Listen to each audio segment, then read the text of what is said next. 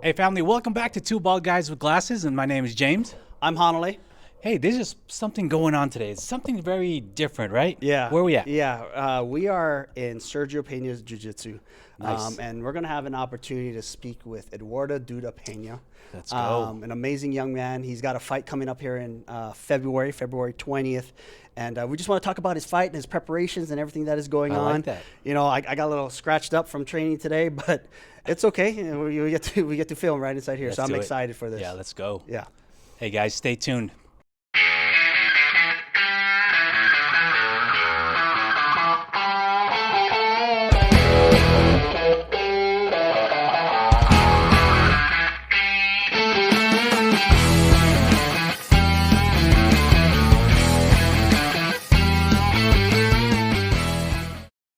Hey everybody, welcome back. Hey, I'm Holland. This is James, Two Bald Guys with Glasses. And sitting next to us, we got an amazing young man. His name is Eduardo Duda Penha. Man, Duda, such an honor to have you on this show. Hey man, just open it up and tell us about a little bit about yourself. Before we get into the fun and the fitness and the fighting and the beating up people, how did you get started? Thank you guys for having me, first of all. Man, I got started just like I think any kids get started when their dad does something. You know, like if your dad was a football player, you naturally gravitate to football. If your dad played soccer, you naturally gravitate to soccer. And my dad did jiu-jitsu, so kind of instead of kicking a ball around, we'd go to the mats and we'd play on the mats. Yeah. And that's how it started, pretty organically, to be honest. Nice. And your dad's name? My dad's name's Sergio Penha. Sergio Penha. Dad/coach. There you go. Those are the best relationships, though. Yeah, for sure. Yeah. And so just a little back up about your dad or background about your dad. How long he's been training? What's the deal with that? Man, my dad, I think he started in 1979, 77 or 79. Yeah. In Brazil under Osvaldo Alves. Started in a small school. Back then, it was a lot of Gracies, so it was kind of the Gracies around the world. And he started in a small school and stayed loyal to his coaches. Came up as like kind of David and Goliath, I'd like to think, you know, and coming down to take down the big bad wolf. Kind of not, you know. Yeah, like kind of in terms when I say that, it's like the chips were stacked against him, and I think that's like real admirable to say. Yeah. But yeah, I came up doing jiu-jitsu, and back then jiu-jitsu didn't pay too much, so then he pivoted to aviation, became a pilot. Yeah. Wow. And then when we all moved here, you know, in our family, we're a very close family, so then the opportunity came to open up a school when jiu-jitsu started getting more popular again, and he opened up a school to be closer to us, and then that's when I started to be born, and the rest started to happen. Then my story started to happen. Yeah. Yeah. The legacy started. Yeah. Your dad has an amazing story, but you also have an amazing story about just your bringing up and where you're going now as a fighter, and you got a fight coming up in February, right? Yeah. Yeah. February 20th, Houston, Texas. Fantastic. What organization is it with? Fury FC. Okay, because you are 7-0 right now. 7-0. 7-0, Nice. this guy. And I just want to talk about your last fight because you pulled off a pretty unique type of submission, right? We've been training for a while, so it's not something that we haven't seen before, but the world hasn't seen it before. And it got like 1 million+ views, man, that submission. What was it? I mean, what happened? Yeah, what do we call it now? I am calling it. I am patenting it. I've Yeah. done it twice in my career in 2 fights. Yeah. I'm calling it the Duda Plata. Duda Nice. Plata. Yeah. Yeah, and we're gonna put a link so you can see it. And Yeah. it's a move that we've been practicing for years, and it was just a common technique and stuff in training in jiu-jitsu. And this guy pulls it off twice already in Nice. MMA fights, and I was just like, yep. I don't know if we should show that clip.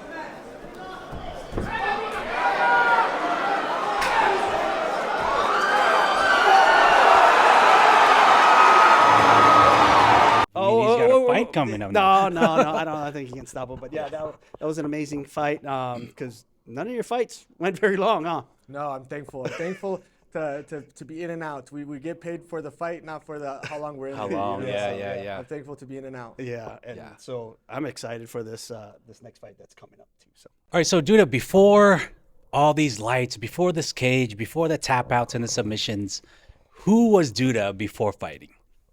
Man, just a kid with a lot of energy. There you go. Maybe too much energy, you know.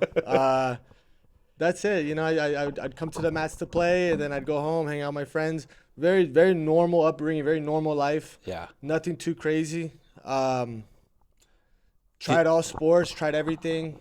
Ended up always coming back to jiu-jitsu. I tried soccer, come back to jiu-jitsu. I tried football, come back to jiu-jitsu. So everything I did, I always gravitated back to jiu-jitsu. Yeah. But other than that, yeah, real normal upbringing. My dad never forced jiu-jitsu upon me. Other than just us learning to defend ourselves, Yeah. past that, he never really forced us coming to the gym at all. Yeah. So I thought that was really cool. So after that, it's just you get addicted to it. And then I Yeah. started hyper focusing a little bit more on jiu-jitsu or wrestling or whatever the martial arts was. Gotcha. So your background is jiu-jitsu.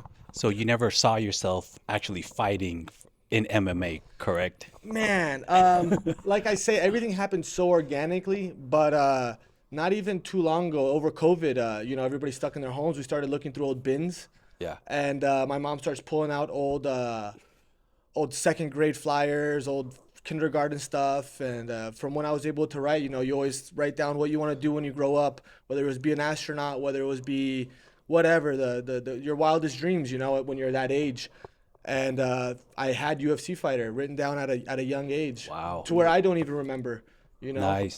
So as organic as it happened, as much as I tried other things, I think my heart was always in that's what I wanted to pursue. Nice. Yeah. What was the initial spark? It said, "Oh, okay. There's that spark. I'm gonna go do this right now. I'm gonna put all my focus in here." Was that like a aha moment, or did somebody say like one word and it triggered something? And When I started really focusing and really dedicating and making sacrifice to the gym, it wasn't an aha moment. It was more of an ouch moment. I would never train too much. I'd come and go, and then I went for a little bit too long. I came back and got my butt whooped. So there was a big ouch. Yeah. It hurt my heart. It hurt physically. It hurt emotionally. And I was like, I don't want to lose. I'm very competitive. And then I had to focus on getting better, and I had to do that. And that happened at 12. At 12, I came in, and there was an old guy not an old guy, we're young, but an old training partner from when we were 6, 7 years old. He came back to jiu-jitsu, and he kept training, and I did not. And we trained together, and he beat my butt. He whooped me, and that was my aha. Yeah. nice. And then after that, I came back on Monday and Tuesday and Wednesday, and then it's you been go. an everyday thing. It's just a full force after that. Yeah, losing hurts. Yeah. Yeah, because I remember you as a little one coming in the mats with dad, right? And as you progress too. But yeah, we know your background's in jiu-jitsu, but you also had some accolades after high school. While you wrestled in high school, and you also wrestled in college, right? Yeah. So that it happened real naturally too. My brother wrestled in high school, and naturally being competitive, I wanted to do better than my brother did. So my brother did this, and I wanted to do a little bit more. So then I started wrestling my sophomore year. Sophomore year, I did okay. Junior year, I took third at state. Senior year, I won state, and then kept pursuing wrestling. I thought it was a cool thing to do. That was mine initially, because coming from jiu-jitsu, I was always affiliated with my dad. So everywhere I went, it was. It's not that I was Eduardo Penha or Duda Penha. It was I was Sergio's son, and an immature mind, it bothered me. Now older, I'm grateful to if I am in his shadow or if I'm compared to him, I'm grateful for that comparison. Yeah. But back then, it used to bug me, and because I didn't feel like I was somebody. Yeah. I felt like I was always his son. Yeah. And back then, that bugged me. So then when I found wrestling, it was something that it was mine, and I got to really dive deep. And even though it was mine, I love to bring him along because my dad's my best friend. So even as much as I dove into wrestling trying to get away from him, I wanted him every second of the way. I like that. Yeah, and when you were away at college, he would talk about you because we'd always follow up on stuff, and he was just so proud of him. Yeah. And how'd your college career progress? What kind of record did you have in college? I had a good record in college. Yeah. I felt like I peaked every second of the way. I didn't feel like I fell off. Maybe because I started wrestling a little bit later. It was always something that like the hunger never went away. I didn't get burned. But I think my freshman year I went 25-7. Wow. For college, that's pretty good. Yeah. I lost in the blood rounds. Blood rounds means I was 1 round away from All-American. Oh, nice. And then my second year, I All-American. I took third in the nation. Junior year, I redshirted, so it's a sit-out year. And then my going into my real redshirt junior year, I transferred. And I had some bad luck with some coaches that decided to withhold some transcripts. And so I had to sit out a whole year. I was technically ineligible for a whole year, not because of academics, not because I was a bad student. I'm not saying I was a great student, but I did enough, academically. So I was never a problem academically. But he just didn't release me. And so I had to sit out a whole year, and that was pretty hard. To trust the process. And then my senior year, I went and took third again. Nice. Yeah. Nice. Do you think jiu-jitsu helped you with your wrestling and stuff as you went? Because you're doing jiu-jitsu forever, and then how did it correlate? You think there was a For big correlation? sure. Yeah. For sure. I think the one-on-one combat, it helps, the mat awareness, the being on the mat. The big thing that I always heard as during my wrestling career is I wrestled weird, and I think that came from jiu-jitsu. I probably gave people a different look, and just maybe when people turned left, I turned right sometimes, just being naturally from another sport. Oh, So I think they both really complement each other when you know when to take and when to give. There were sometimes I hit some beautiful jiu-jitsu moves in wrestling and I pinned myself, But sometimes a lot of times it worked to my benefit. good. So how would you really explain how to really keep yourself disciplined? College, for me, college is like fun, like going out, drinking. That's me in college. yeah. But, with you and your background and your history and the name that you're bringing with you, especially not only in jiu-jitsu, but now you're trying to make your own name in wrestling. So what was like, if you had one thing that you can choose that helped you become so disciplined and stay focused and on track, what would that be? Man, I can't take credit for any of that. I think it's something that my dad instilled in me. He taught me how to do the correct thing. And that's what I think discipline is, doing the correct thing even when you don't want to do it.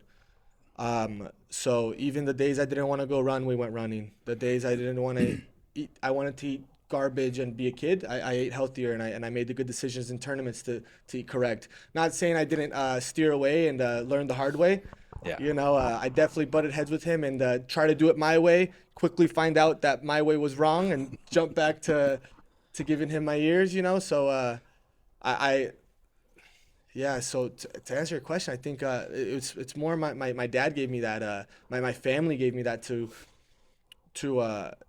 be disciplined. And I think when it's something you want, the sacrifice isn't so much a sacrifice, Like It's good. you feel like you're missing out sometimes, but I talked to a lot of my friends that did go to that party and did drink that day, and I didn't, and they regret it. And even though some friends that won more than me in college, they're like, man, I could have done better. And I can truly say that I didn't leave a stone unturned, and that felt good. As the years went on, knowing whatever the outcome was, I did everything in my power to favor myself, So then it made the sacrifices and the discipline worth it, when it doesn't hurt as much to take third because you truly did your best, you know? That's good. Versus when you took that shortcut or when you went to that party, you take third and you're like, but if I didn't do that or if I didn't do this, your mind starts beating you up. But when you did what you did, when you did what you're supposed to, I think you look back at whatever place you took, wherever you ended up, even if you went 0-2 in barbecue, you look back and you're like, man, I did my best. I didn't cut any corners. Yeah. And I think that helps. Good. Yeah. And that's a good mindset to just for just in general in life, whatever you're doing, just do your best and not regret anything or wish that like, man, I shouldn't have never done that, or I would have been in a better position. So I like that. Yeah, I like that too, man. Thank you. All right, so Duda, we all know you got your fight coming up February 20th. What does training camp look like for you right now? Like, how does that look like? Man, training camp is a battle of getting knocked down and standing back up. It's training camp is kind of you're supposed to fail. Like you're supposed to stack all the chips against you to where when the fight comes, it feels like the fair fight feels unfair. You know, that's the way I kind of see it. You know, my coaches are my biggest enemies right now. They're supposed to show up and make my day the worst day every day. Also getting me better. We work game plans, of course, but those are the hard parts of training camp. You know, but yeah, it's I think, like anything in life, it's sometimes it's hard to enjoy the journey, and training camp is part of the journey. Even the losing the weight, the days that suck, the days that you get beat up, the good days, the bad days. Like it feels like a long journey for a quick finish line, which is the fight that's 15 minutes. Yeah. You know. Oh. Yeah. And so, what does your weekly routine look like? You training 5 days a week, 6 days a week, trying to? Yeah, right. We train 6 days a week. Sunday's my off day. Sunday I get to just rest. But we train 6 days a week. When we try to do intervals, like a hard day, light day, hard day, light day, hard day, light day, and then your body slowly starts to kind of create that crocodile skin, starts to get thicker and thicker and thicker. You know, your armor gets thicker. Yeah. The first week of training camp's hard, and the second week's harder, and then you start to go through these hills and valleys, and you have your good days, and then ideally as the fight comes, you should be peaking to the top of that mountain. You know, which is a hard thing to kind of judge sometimes too. Yeah. And so, what kind of mindset do you have to bring into every training camp that you have? Like, you know, every camp's different, obviously, right? And so, what kind of mindset do you have right now for this camp? Man, in terms of the mindset day by day, I think there's like a lot of layers to this. Okay. I think the mindset day by day is just show up and do your best every single day, whatever that means. You know, whether it's a light day, go do your best. If you have to stretch, go do your best in stretching. Go do your best in doing your little obligations to the sparring. Go do your best in sparring. And in terms of the mindset set for the fight camp in whole and the fight is I'm looking to make statements every single fight. I'm looking to be exciting, to be somebody that wants to draw you to the fight, somebody that wants to. I want the audience and whoever's watching to tune in to be excited to watch me fight. So I'm looking to make statements. I see this as sometimes like as a animal, like we're animals in there to an extent, you know. And I want to be the biggest, baddest animal, and I want to go hunt. Good. And in a hunter's mind, we were looking for the kill. Yeah. You know. Yeah. In a very barbaric words. The warrior mindset. Yeah, That's what it he got. is, Yeah. for sure. Absolutely. Having that predator, that finishing mindset, right? Yeah. As a predator in the wild, and we want to finish quickly, right? And that's what you look for. And that's what you've been showing over your last couple fights. And I think that's going to happen on this next one. I'm not calling it yet, but I'm just saying that's what I think is going to happen. But yeah, having that mindset is really important as you guys move forward. You have any troubles in your training camps? Like, he's like, man, I wish I was a little bit further along in this area or that right now, or just we don't want to give away too much. No, I think any competitor, the hard days you're hard on yourself, and on the good days you're probably still hard on yourself. You know, like anybody that's very addicted to winning and this competitive nature is they're always gonna look for the little flaws and the little things. So what do you consider a bad day in camp? Oh man, a bad day can stem from just maybe like the two extremes. A bad day could be like, oh man, I submit this guy twice and I only submitted him once today. Or I submit this guy 10 times, I only submit him 5 times today. You know, that's a good bad day. You know what I mean? Like, and a bad day could be like, man, I submit this guy 5 times and he just beat me up today. He took me for a walk. Yeah. Like, and then, you know, those are the good days that like you can find always those little things to improve. And then there's the bad days that you're like, man, I'm glad I just made it out the door today. Like, I'm glad I survived. Yeah, no, I like that train of thought, because what it is you're identifying the good things, right? And you're focusing on those, and you're taking those as wins, even though you said, yeah, I only submitted my guy or trained with him and submitted him 5 times versus 10, which is the usual. But you find the good points in that and where you're learning from it, and that helps you evolve as a fighter overall, right? And trying to be that complete package and stuff. So I like that. And I think that's something important. A lot of people forget. It's just like they want to always hit a peak or a plateau or a mountaintop. And when they don't get it, they just feel like it was They're, just a like, complete stuck in the failure. middle, Yeah, yeah. it was just a complete failure. But you take a different approach where it's like, you know what, that was good. You know, and it's almost like building blocks. You're stacking the Yeah. victories on top of each other and then compounding. And I Yeah, think and, that's a really good mindset. I can tell he uses his bad days to kind of like push him forward. You know, just Mm-hmm. turn on the jets the next day, Yeah. and just use or learn something on those bad days so you can actually get better yourself and just grow. For Even sure. though it's a fight camp, you're still trying to grow. You know. Yeah. During these long fight camps, it's my dad says motivation is like a shower. You need it daily. So you need to find that dosage daily of motivation to do whatever you want to do well. You know, whether it's the podcast, whatever you want to do. Like you need that motivation every day, and however you can twist and turn the mind to find it. Yeah. You have to sometimes manipulate yourself to find that motivation. Yeah.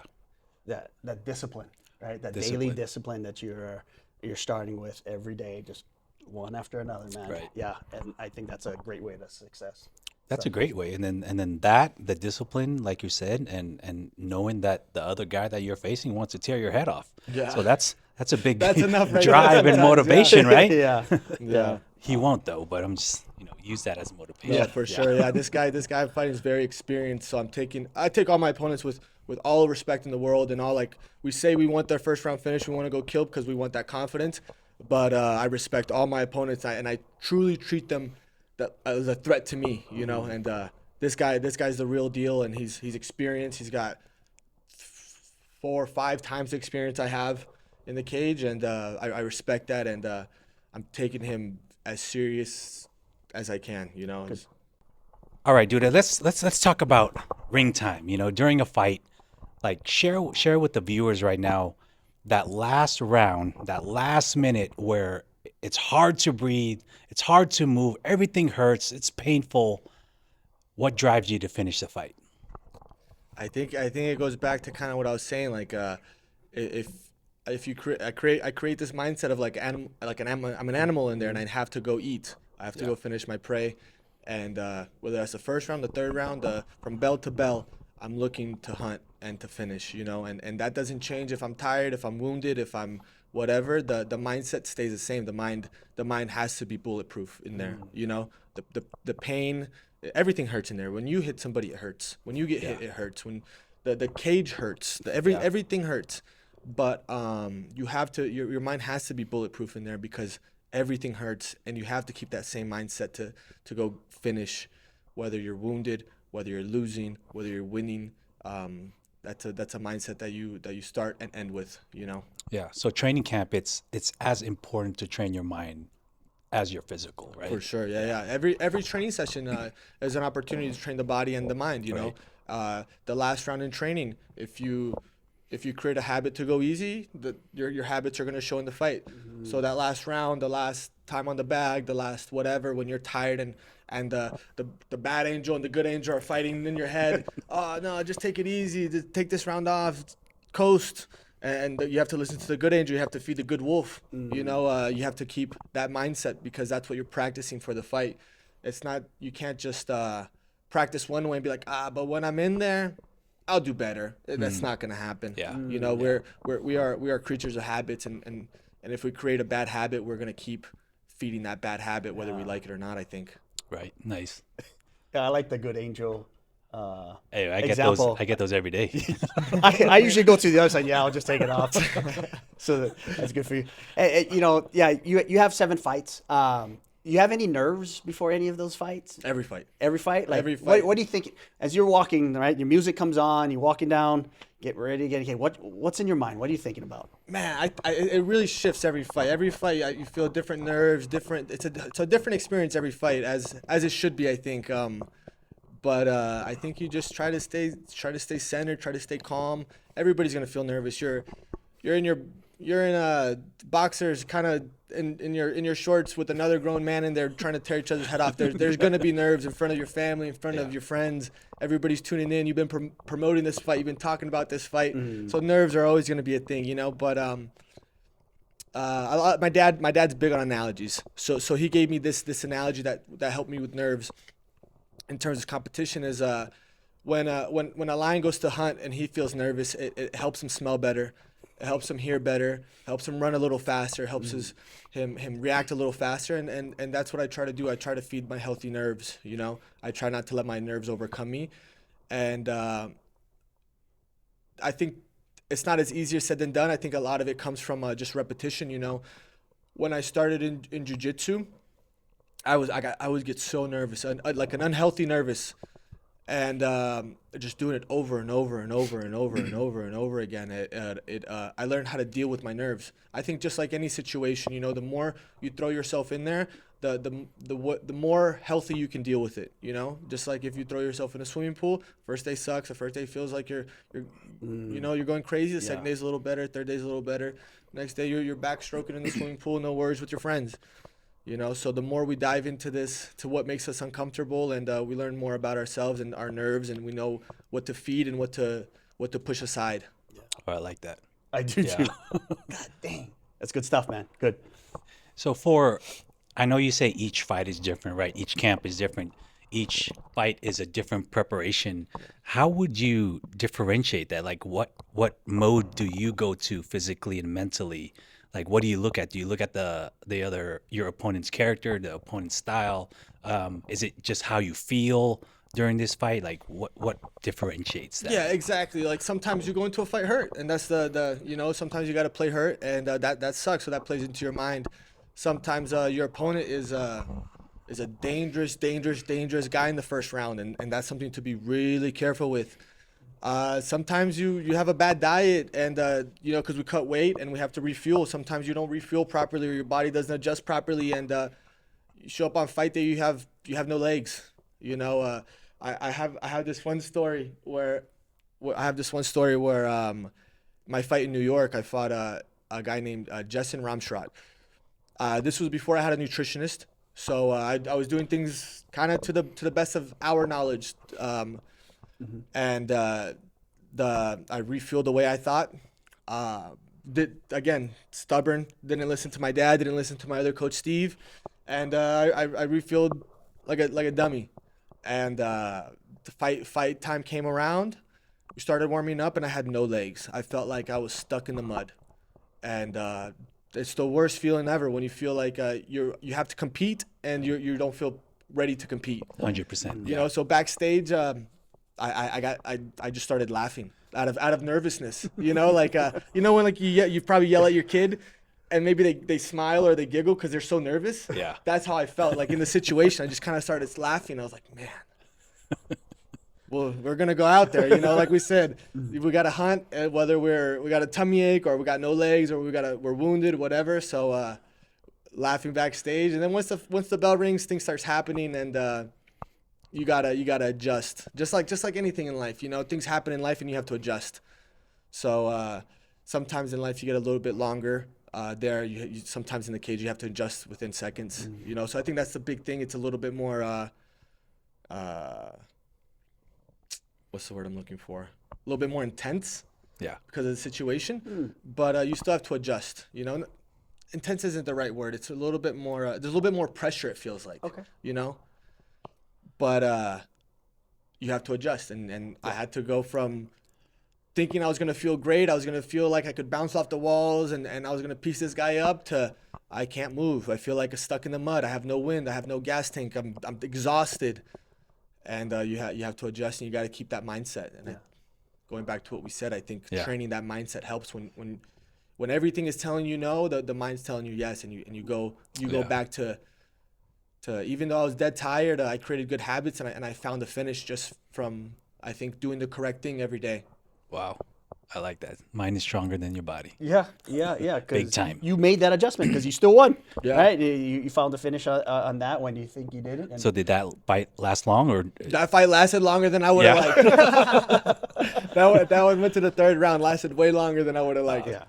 Ideally, 10 seconds would be perfect. 10 seconds. Anything past 10 seconds, I'm not happy. No, we hope for the best, but we expect the worst. Yeah. Okay, dude, coming up on fight 8.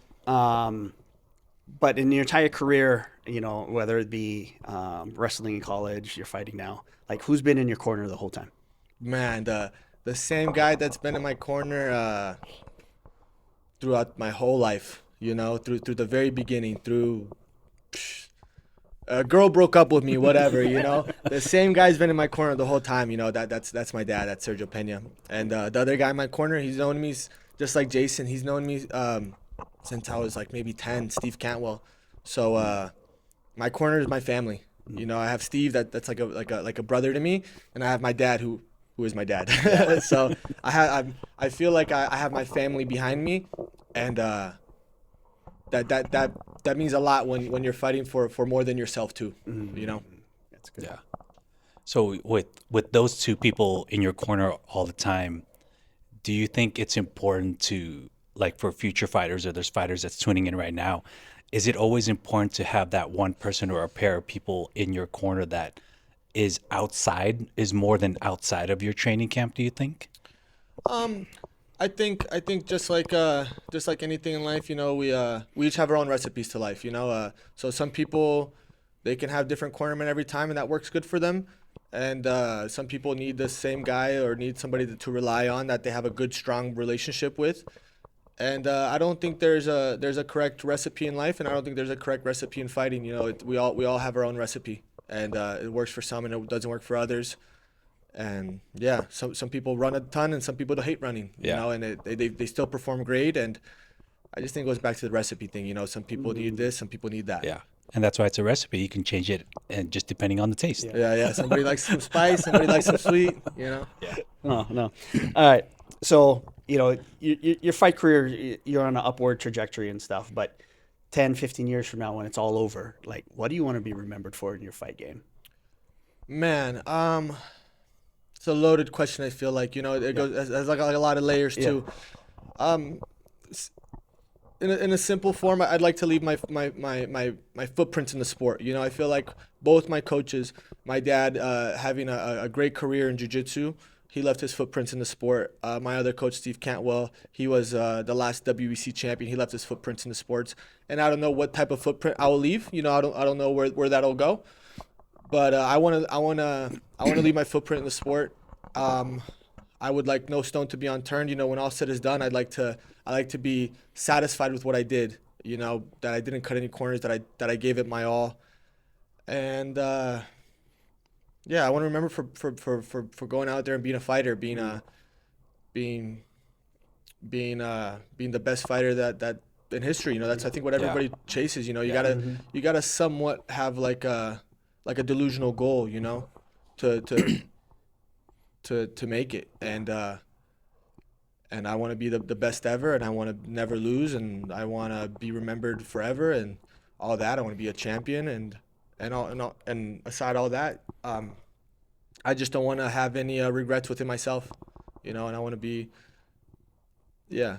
I think most importantly too, on the side, I think I want to be remembered for more than a fighter, you know. Outside of fighting, I want to be like I think my dad, Steve, they had an amazing career, but I think a lot of people remember them for the lives they changed and the people they impacted outside of fighting, and they used fighting and jiu-jitsu and martial arts to make that impact.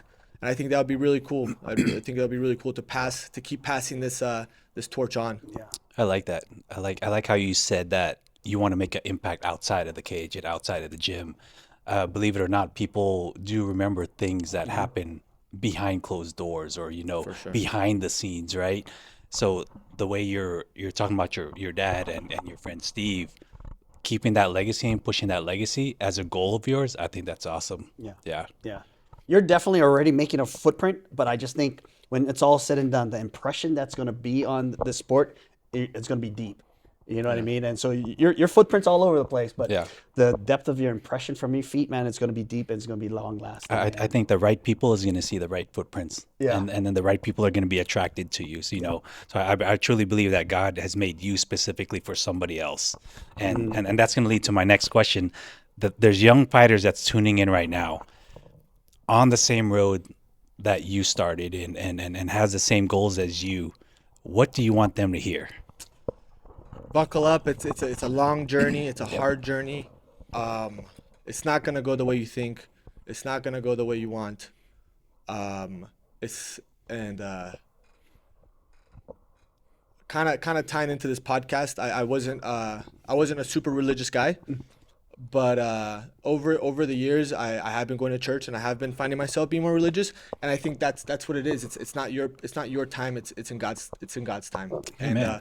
if you just do what you're supposed to do and just trust the process, you'll be steered in the way that you're supposed to. Even it might not be the way you think, and whatever, you're gonna be where you're supposed to be when you're supposed to be. Whether you understand it or not, stay patient and keep following your heart or whatever it is that you follow. I'm saying it like it's easy. This is something I struggle with every day. Like I struggled with it last week. I haven't figured it out. I don't think anybody has figured it out.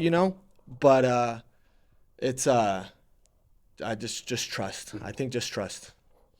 All right, James.